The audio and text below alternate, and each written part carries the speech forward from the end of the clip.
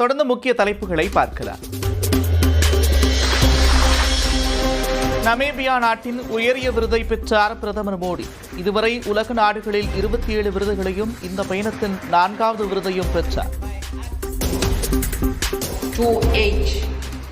Of the Namibian Constitution, I, Netumbo Nandi-Ndaitwah, India, who has significantly contributed to socio-economic development and the promotion of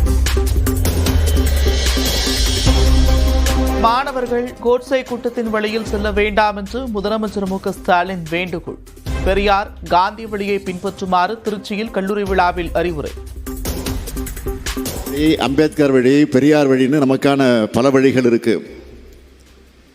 மாணவர்களாக நீங்கள் ஒருபோதும் கோட்சே கூட்டத்தினுடைய வழியில போயிடக்கூடாது. திருவாரூர் அருகே கலைஞர் கூட்டத்திற்கு சென்ற முதலமைச்சர் மு க ஸ்டாலின் கலைஞர் கருணாநிதியின் அரிய புகைப்படங்களை பார்வையிட்டார்.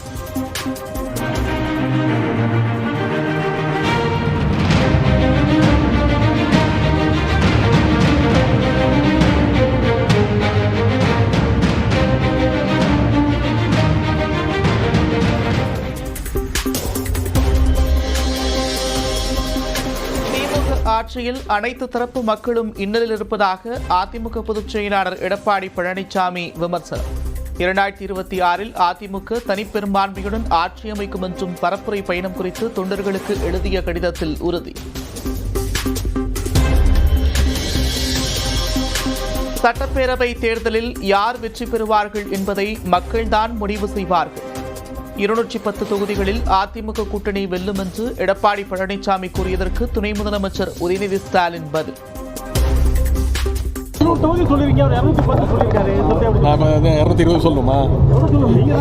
மக்கள் தான் முடிவு எடுப்பாங்க. நான் எப்படி சொல்ல முடியும்? நான் எங்களோட பணிகளை செஞ்சுட்டு இருக்கிறோம். முதலமைச்சர் மக்களை சந்திக்கிறாரு, எதிர்கட்சிகளே அவருடைய பணியை செஞ்சுட்டு இருக்கிறாரு. வரலாறு தெரியாமல் அறியாமை இருளில் எடப்பாடி பழனிசாமி மூழ்கியிருப்பதாக அமைச்சர் சேகர்பாபு கருத்து. அறியாமை இருளிலே மூழ்கி இருக்கின்றார் இன்றைய எதிர்க்கட்சி தலைவர் என்பதுதான் என்னுடைய ஒரே வரி பதில். அறியாமை இருளிலே மூழ்கி இருக்கின்றார் இன்றைய எதிர்க்கட்சி தலைவர் என்பதுதான் என்னுடைய ஒரே வரி பதில். கோவில் பணத்தில் கல்லூரி கட்டுவதில் என்ன தவறு உள்ளது என்று டி.கே. இளங்கோவன் கேள்வி. எடப்பாடி பழனிசாமி இருக்கும் இடத்திற்கு ஏற்ப தாளம் போடுகிறார்.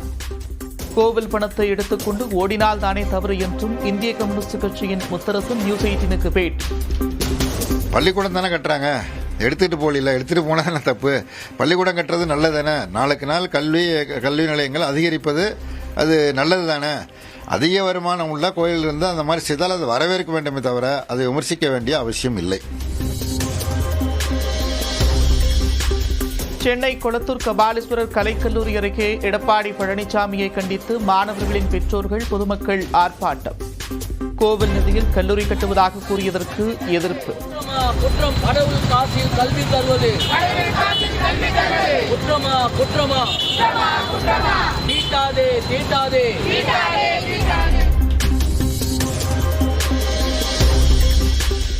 சிவகங்கை மாவட்டம் மடப்புரத்தில் காவல்துறை விசாரணையின் போது உயிரிழந்த அஜித்குமார் வீட்டிற்கு நேரில் சென்று சீமான் ஆறுதல். காணாமல் போன நகைகள் எங்கே எனவும் புகார்கள் குவியும் நிகிதா மீது நடவடிக்கை எடுக்காதது ஏன் என்றும் கேள்வி.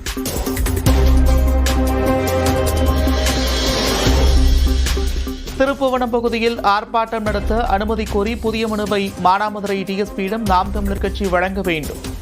மனு குறித்து 24 மணி நேரத்தில் உரிய முடிவெடுக்கவும் உயர்நீதிமன்ற கிளை உத்தரவு.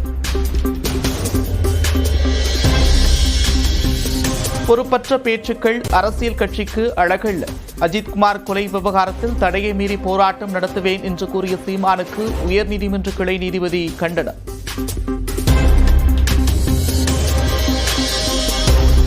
அஜித்குமார் கொலை வழக்கு விவகாரத்தில் சென்னையில் 13ஆம் தேதி தாவேக ஆர்ப்பாட்டம் நடத்த திட்டம். கட்சி தொடங்கிய பிறகு விஜய் முதல் முறையாக ஆர்ப்பாட்டத்தில் பங்கேற்க இருப்பதாக தகவல்.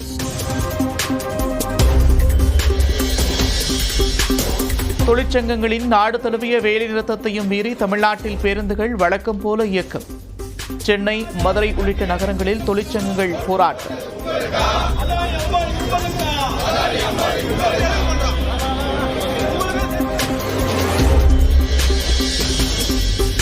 புதிய ஓய்வூதியம் உட்பட 17 அம்ச கோரிக்கைகளை வலியுறுத்தி சென்னையில் மத்திய தொழிற்சங்கங்கள் போராட்டத்தால் போக்குவரத்து பாதிப்பு.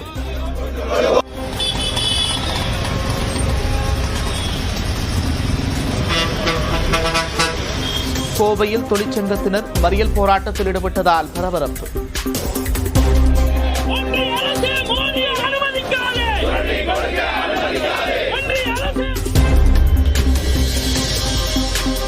தொழிற்சங்கங்களின் வேலைநிறுத்த போராட்டம் காரணமாக புதுச்சேரியில் கடைகள் அடைப்பு. தனியார் பேருந்து மற்றும் ஆட்டோக்களும் ஓடவில்லை. தமிழக எல்லை மாவட்டங்களான கோவை, குமரியிலிருந்து கேரளாவிற்கு பேருந்துகள் இயக்கப்படவில்லை. கேரளாவிலிருந்தும் தமிழ்நாட்டிற்கு பேருந்துகள் வரவில்லை.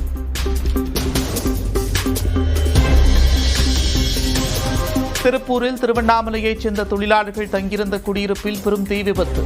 அடுத்தடுத்து 4 சிலிண்டர்கள் வெடித்ததில் 42 கொட்டகை வீடுகள் முழுவதும் எரிந்து நாசம்.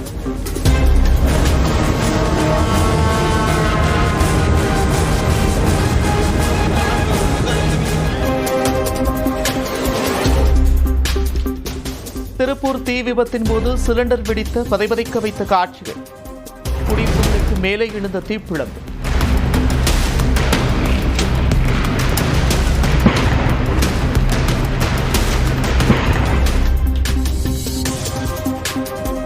திருப்பூரில் தீயில் எரிந்த வீடுகளில் பொருட்கள் ஏதேனும் எஞ்சியிருக்கிறதா என்று சோகத்துடன் தேடிய தொழிலாளர்கள். கல்விச் சான்றிதழ்கள், முக்கிய ஆவணங்கள் இருந்ததால் கவலை.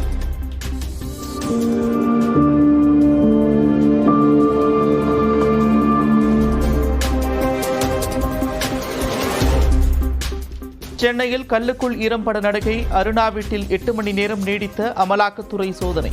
அருணாவின் கணவர் மோகன் குப்தா நிதி முறைகேட்டில் ஈடுபட்டதாக இருந்த புகாரில் நடந்த சோதனை நிறைவு.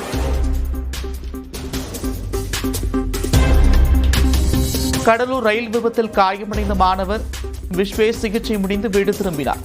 உயிரிழந்த சகோதரர் நிமலேஷின் உடலும் வீட்டிற்கு கொண்டுவரப்பட நிலை கதறி எழுத குடும்பத்தினர்.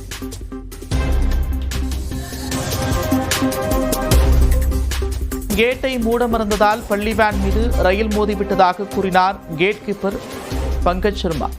கடலூர் அருகே 3 மாணவர்கள் உயிரிழந்த விபத்து தொடர்பாக ஆலப்பாக்கம் ஸ்டேஷன் மாஸ்டர் வாக்குமூலம்.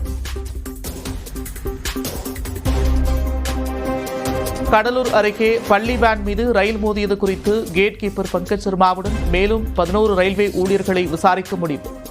வேன் ஓட்டுநர் சங்கரையும் விசாரணைக்கு அழைத்துள்ள ரயில்வே குழு.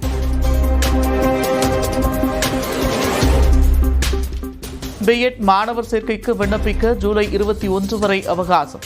தரவரிசை பட்டியல் 31ஆம் தேதி வெளியிடப்படும் என்று அமைச்சர் கோவிச்செழியன் அறிவிப்பு.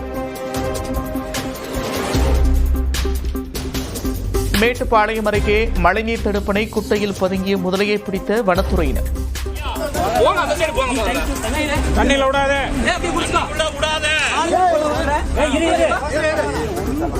பவானி சாகர் நீர்த்தேக்க பகுதியில் விடுவித்தனர்.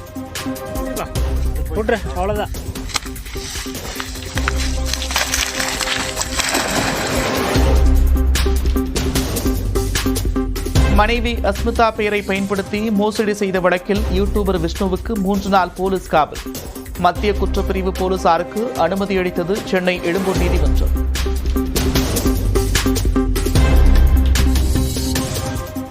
இந்தியாவின் நயாகரா என்று அழைக்கப்படும் சித்திரகூட் அருவி ஆர்ப்பரித்து கொட்டும் காட்சி.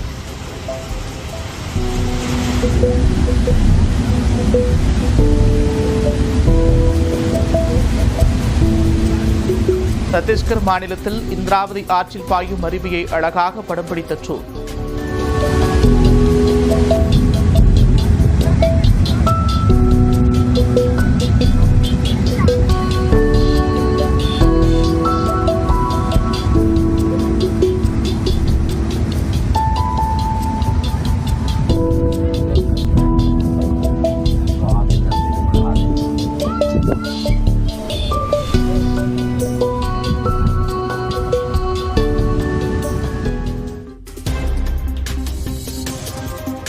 மகாராஷ்டிராவில் கேண்டீன் ஊழியரை கன்னத்தில் அறைந்த சிவசேனா சட்டமன்ற உறுப்பினர் சஞ்சய் கெய்க்வால்.